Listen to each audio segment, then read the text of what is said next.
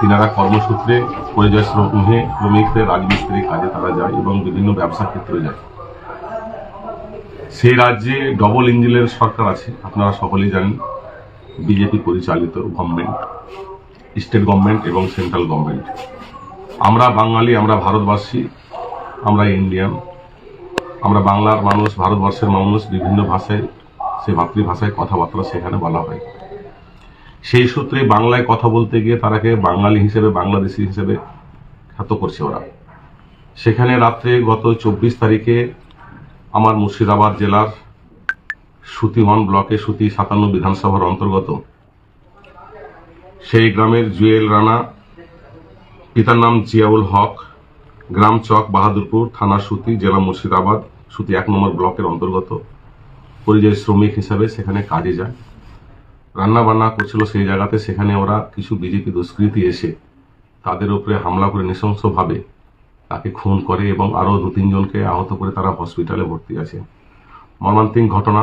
সারা বাংলাব্যাপী, সারা দেশব্যাপী এই নিউজগুলো দেখছে। বিজেপি বড় বড় বক্তব্য ঝাড়ছে।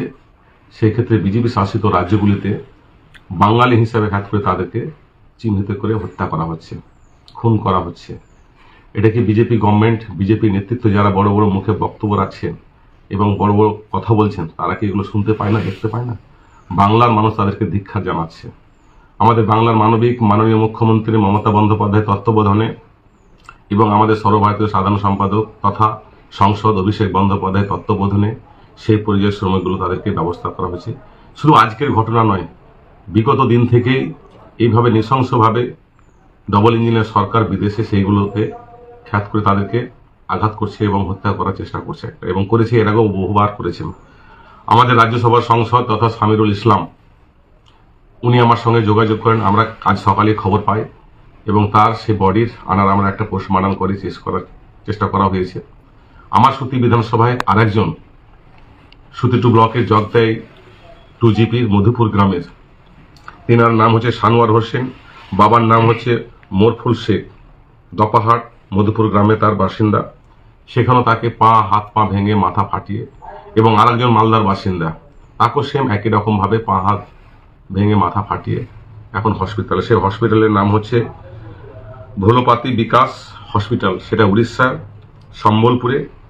গ্রামের নাম হচ্ছে শান্তিনগর, থানা হচ্ছে অন্তপল্লী, জেলা উড়িষ্যা সম্বলপুর জেলা, রাজ্য হচ্ছে উড়িষ্যা।